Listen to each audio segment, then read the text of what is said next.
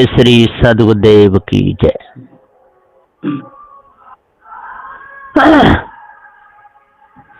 बंदी छोर सदगुरु श्री कबीर साहब जी मेरे हृदय मंदिर के आराध्य परम पूज्य गुरुदेव सदगुरु श्री महंत साहब जी, पूजा के योग्य सभी संत समाज,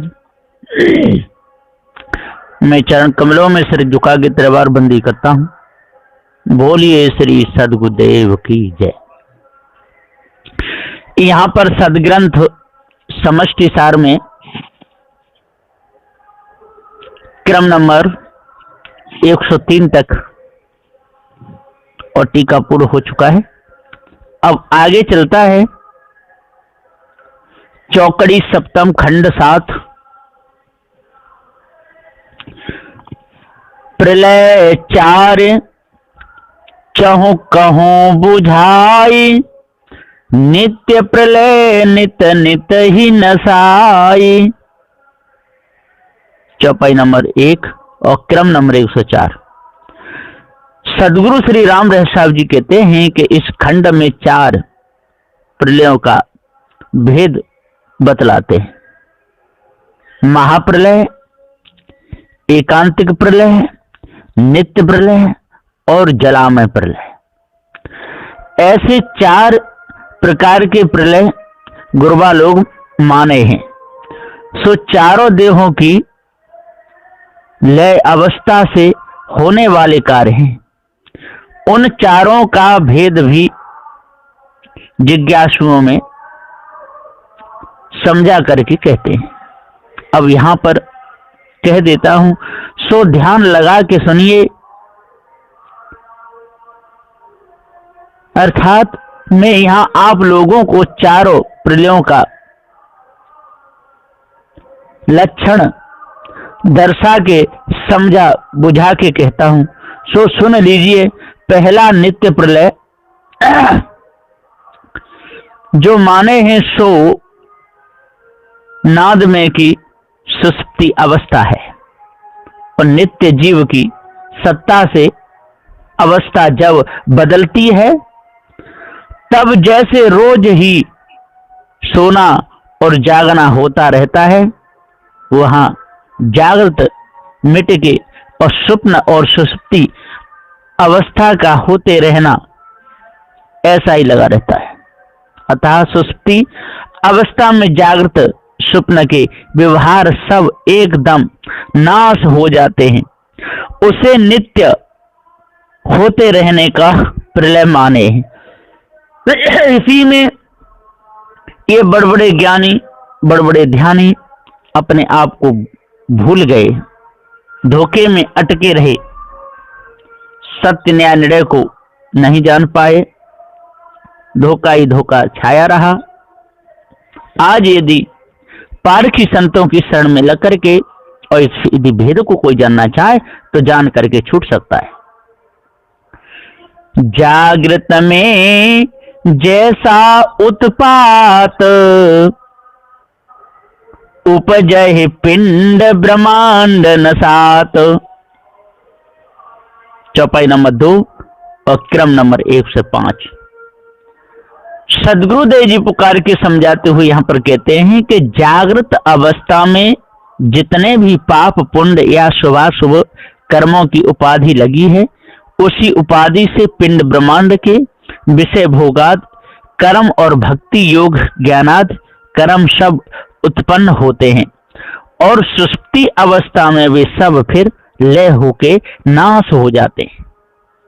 ऐसा ये लोग कहते हैं। यदि उसमें नाश हो जाते हैं तो फिर जागृत में आते कहां से हैं? इसलिए इनकी ये भूल यहां पर पकड़ गई। इसलिए इस भूल में कभी नहीं फंसना चाहिए। सैन स्थूल भोग मिट जाई, कारण रहे पुण्य पुण्य प्रगटाई। चौपाई नंबर 3 और क्रम नंबर 106। सदगुरुदेव जी कहते हैं कि सो के गाढ़ी निद्रा आ जाने पर शयन के समय में दृष्टि गोचर पंच विषयों के स्थूल देह के स्थूल भोग सब मिट के नाश हो जाते हैं, परंतु उनका बीज कारण देह में हेतु व कारण रूप से बना रहता है। इसलिए बारंबार या पुनः पुनः स्थूल सूक्ष्म देहों का क्रिया व्यवहार प्रकट या उत्पन्न होता रहता है। इसी में इनका पूरा समय और चला जाता है।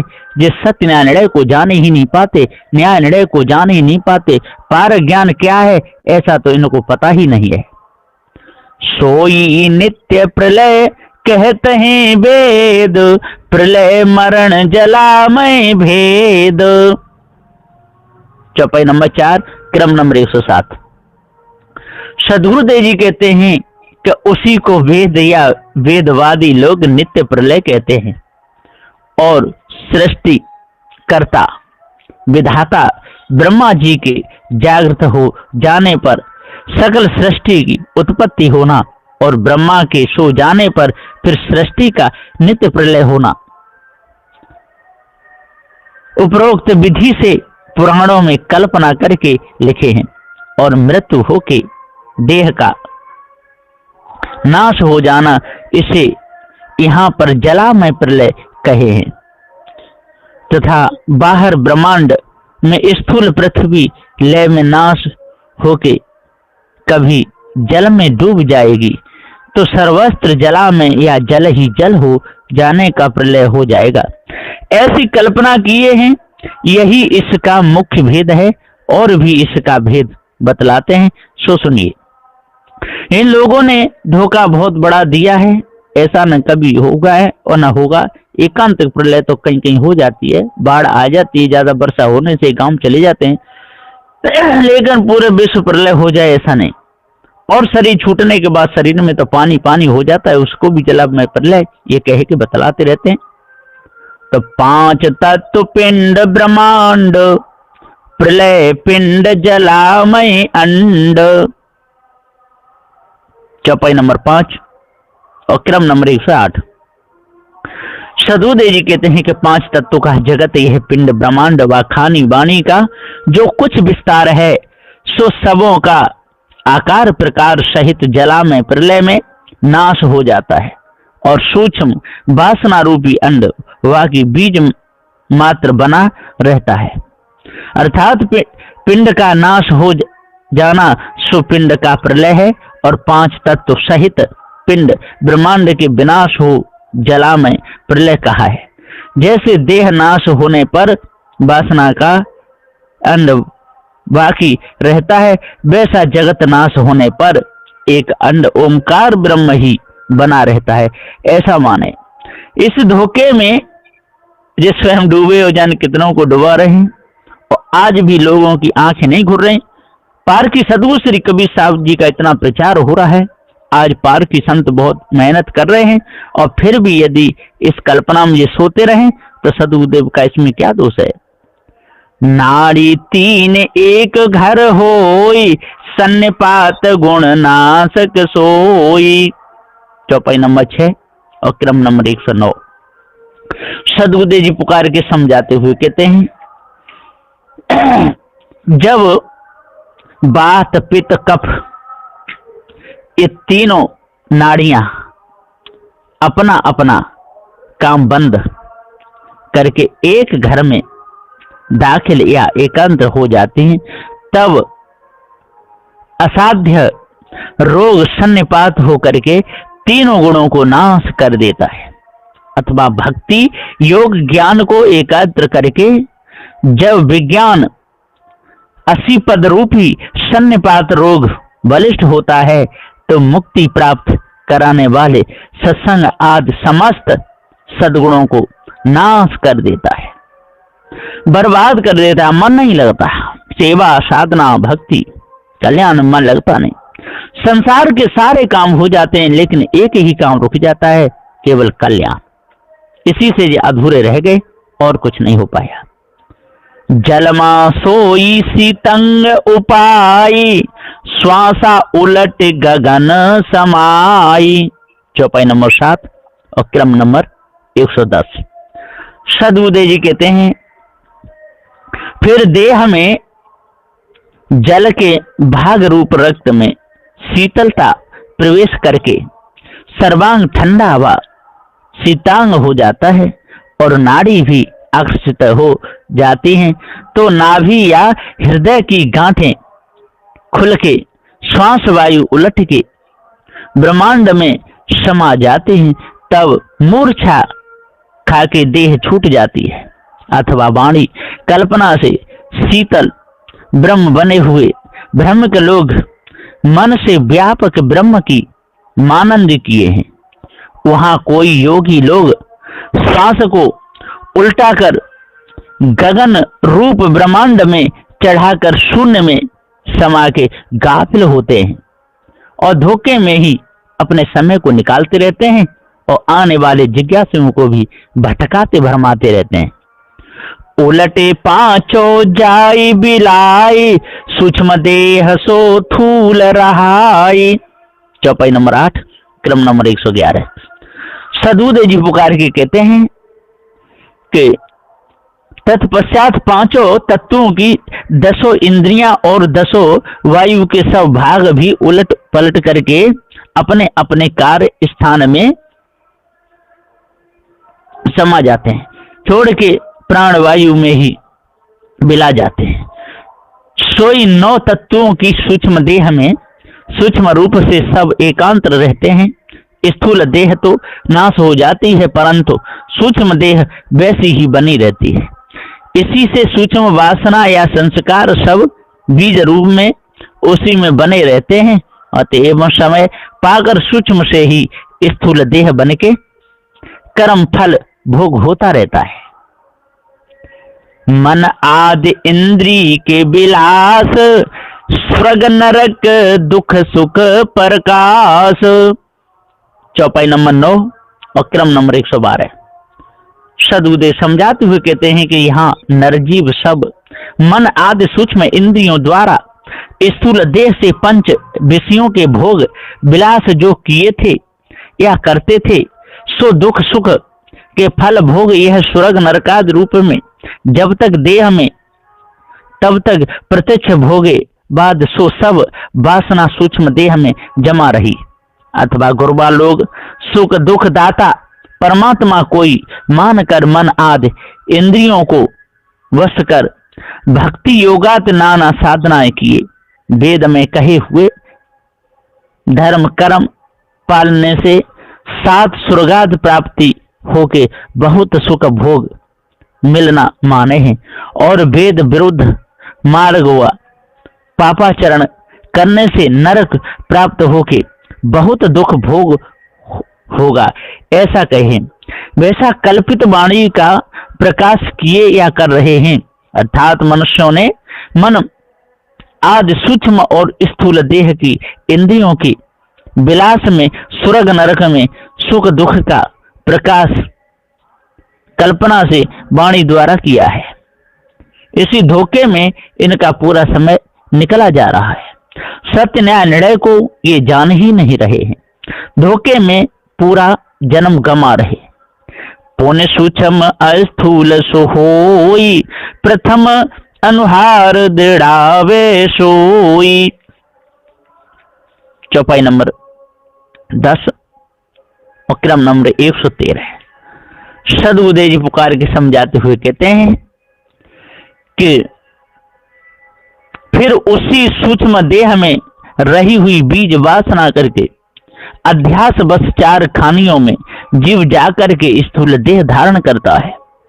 इस तरह से तो सूक्ष्म से ही स्थूल हुआ और बीज वृक्षवत जब खानियों में स्थूल देह तैयार होके उत्पन्न होती है, तब प्रथम के घटाध्यास संचित सूक्ष्म संस्कार जो दृढ़ हुआ था, उसी से बिना सिखाए ही सत पश धर्म के लक्षण और भोग आप ही दृढ़ता से करने लगते हैं।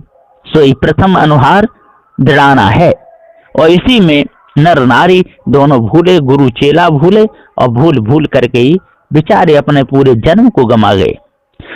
3 नाड़ी त्यों समय प्रचंड, हो एकांत्र जलामय अंड। चौपाई नंबर 11 और क्रम नंबर 114। सदगुरुदेव जी पुकार के समझाते हुए कहते हैं कि पिंड की 3 नाड़ी, यहाँ वात, पित्त और कफ है। शिशिर ठंडी के मौसम में वात का विकार ज्यादा बढ़ जाता है। धूप गर्मी के मौसम में पित्त का विकार विशेष बढ़ता है और वर्षा के मौसम में कफ का विकार ज्यादा बढ़ जाता है। ऐसे 3 समय में और तीनों नाड़ियां प्रचंड व तीव्र वेग वाली हो जाती हैं और जब वात, पित्त, कफ तीनों एकांतर होके मिल जाते हैं तब सन्निपात प्रकोप होके देह छूट जाती है, यानी मृत्यु हो जाती है। परंतु सूक्ष्म वासना संस्कार अंडाकार सूक्ष्म देह में जीव के साथ बना ही रहता है। उसी से जीव पुनः गर्भ में जाके देह धारण करता रहता है।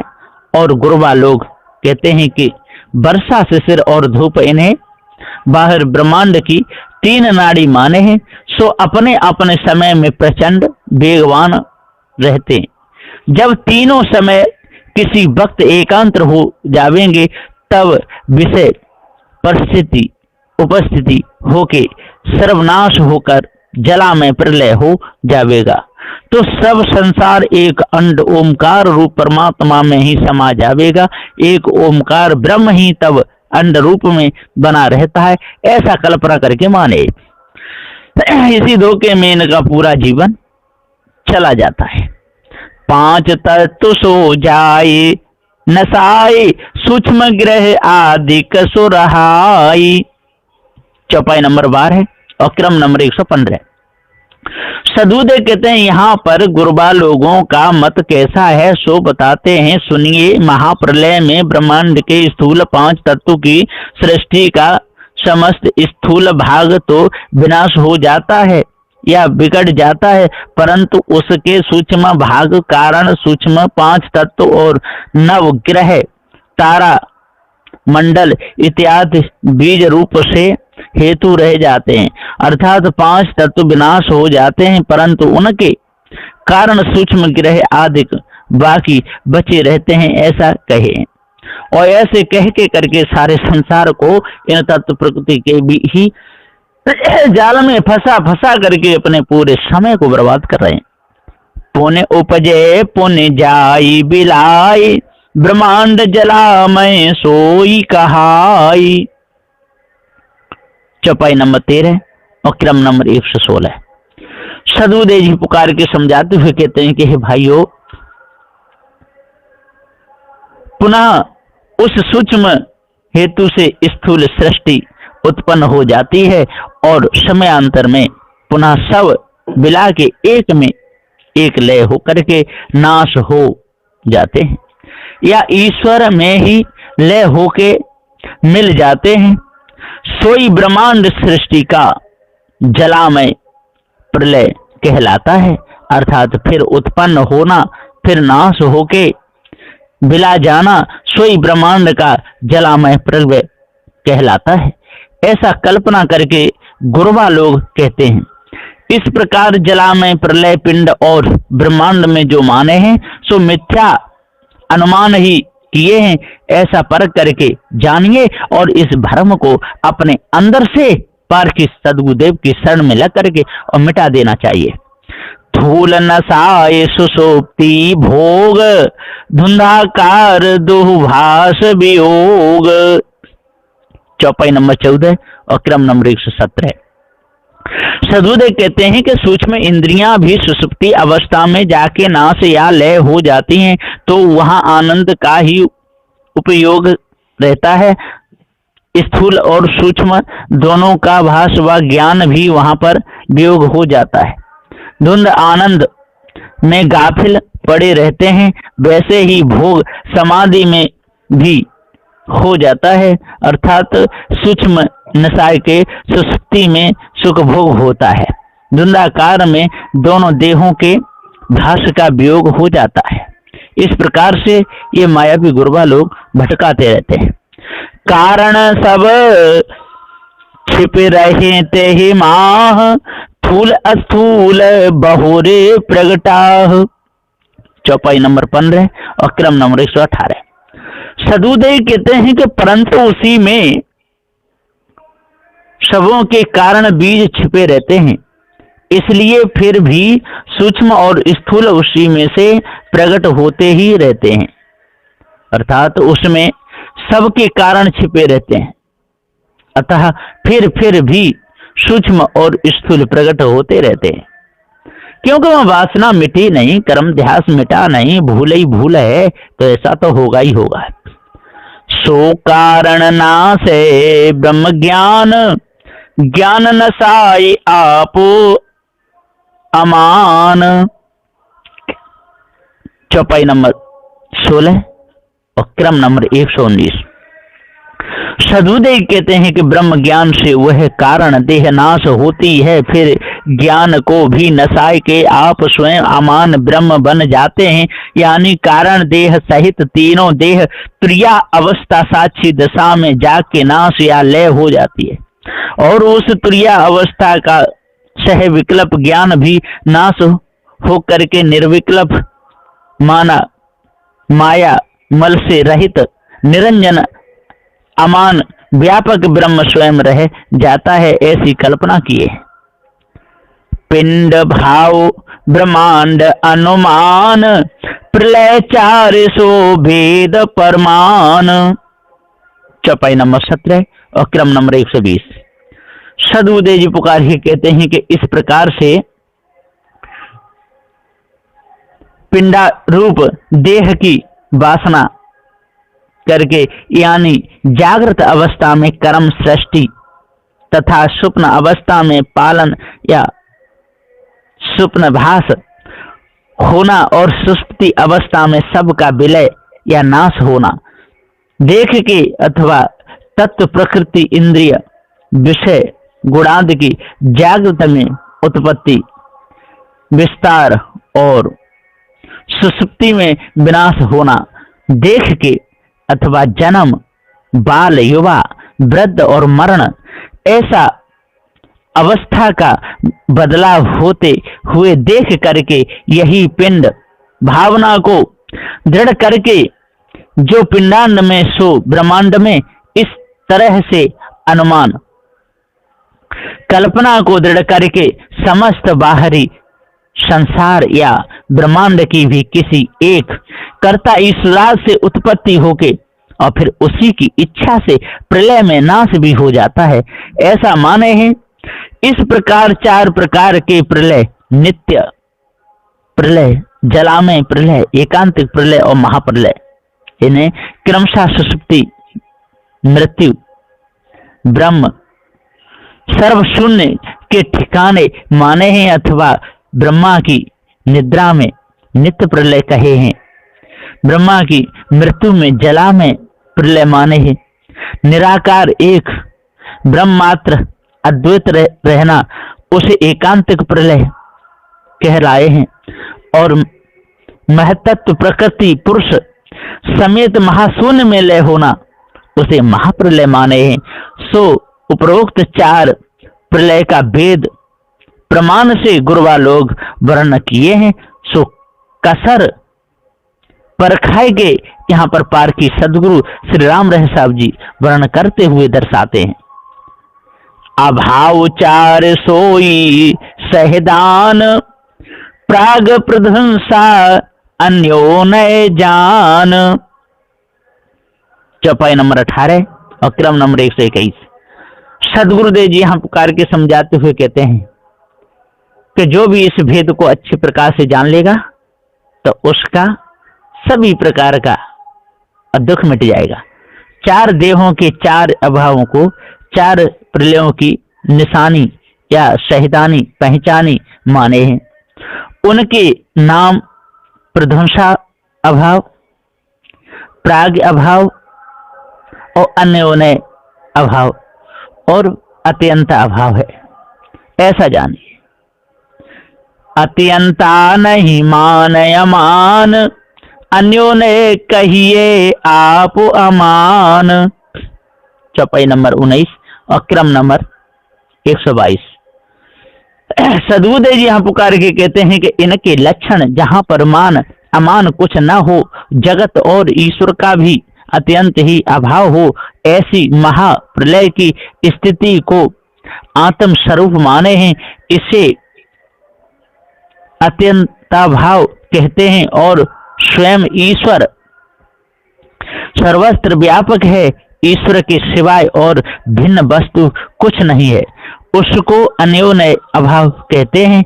इसे एकांतिक प्रलय की जगह माने हैं और अपने आप में अमान रहना उसे अन्य कहे हैं। इसी धोखे में ही इनका पूरा समय चला जाता है। सत्य न्याय निर्णय को तो ये जान ही नहीं पाते।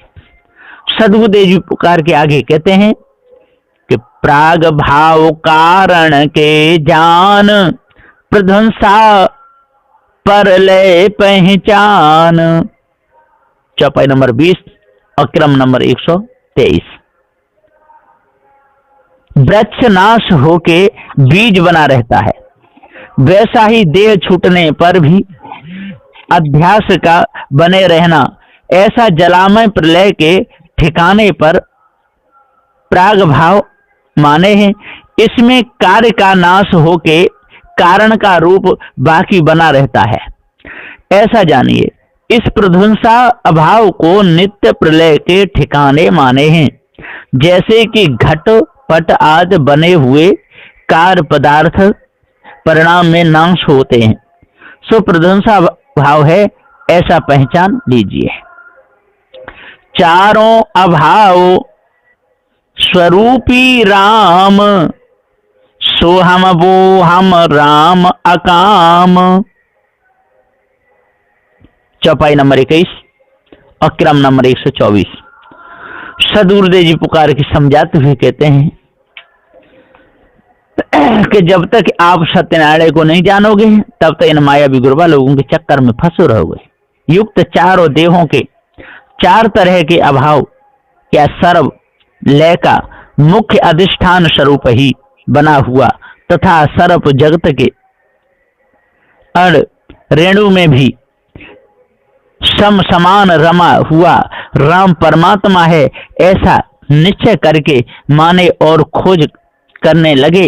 उनमें से योगी लोग सोहम वह ब्रह्म में ही हूं ऐसा मान लिए तो सोहम जपने लगे। ओमकार स्वरूप वह जो परमात्मा है सो मैं हूं ऐसा कर्मी लोग माने तो ओहम जपने लगे और सब में रमा हुआ आत्मा राम है, ऐसा उपासक भक्त लोग माने तो राम राम जपने लगे। निष्काम ब्रह्म को ज्ञानियों ने स्वयं माना है, ऐसा अकाम ब्रह्म सब स्वयं बन गए। धोखे में अपने समय को निकाल दिए, सार भेद को जान ही नहीं पाए। आगे सद्गुरुदेव जी कहते हैं साखी 12, कोई उलटे कोई पलटे सो हम वो हम राम, दुह भांति जब थित नहीं आप सकाम अकाम। क्रम नंबर 125। सद्गुरुदेव जी पुकार के समझाते हुए और यहाँ पर कहते हैं कि पारख विचार परीक्षण दृष्टि न होने से भ्रमक नर जीव सब करता परमेश्वर कोई एक मान के नाना कल्पना किए, फिर ईश्वर में मिलने के वास्ते उल्टी सीधी साधनाएं और जाप करने लगे। कोई श्वास में लक्ष्य लगाए के सोहम वो हम राम का सीधा जाप जपने लगे और कोई उसी को उल्टाए के हंसो हवो मरा जपने स्मरण करने लगे। उल्टा और सीधा दोनों प्रकार से जाप करने पर भी जब उनको स्थिति नहीं मिली, जब सबको खिचड़ीवत एक में मिला के एक ने देखने लगे कि वह ब्रह्म स्वयं में हूं, सकाम और अकाम दोनों में ही हूं, अर्थात सगुण निर्गुण या सकाम निष्काम तथा सह विकल्प निर्विकल्प स्वरूप सर्व व्यापक में आप ही ब्रह्म हूं, ऐसा मान के गुरुबा लोग भ्रम धोखे में गर्गाप हुए। इस तरह अपने आप अकाम बन के निकम्मे हो गए, बिना विवेक ये भूल नहीं मिट पाई। और धोखे की बातों को याद करते रहे कि देखो वाल्मीकि ने उल्टा नाम जपा जग जाना, और वाल्मीकि भाई ब्रह्म समाना। इन झूठी बातों को रट रट करके धोखे में स्वयं फंसे, दूसरों को फंसाते रहते हैं। आज यदि जो अपने आप को जान जाएगा, अपने स्वरूप को जान जाएगा, अपने आप को समझ लेगा, तो वो संसार सागर से बच जाएगा। और उपाय तो कोई बचने का दूसरा है ही नहीं। बस यहीं पर मैं अपनी वाणी को विराम देता हूँ। बोलिए श्री सद्गुरुदेव की जय। जय साहेब साहेबंदी। हाँ, यहाँ पर क्रम नंबर 125 तक हो गया। हाँ, क्रम 125 है।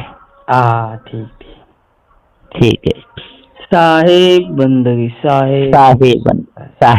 साहेब।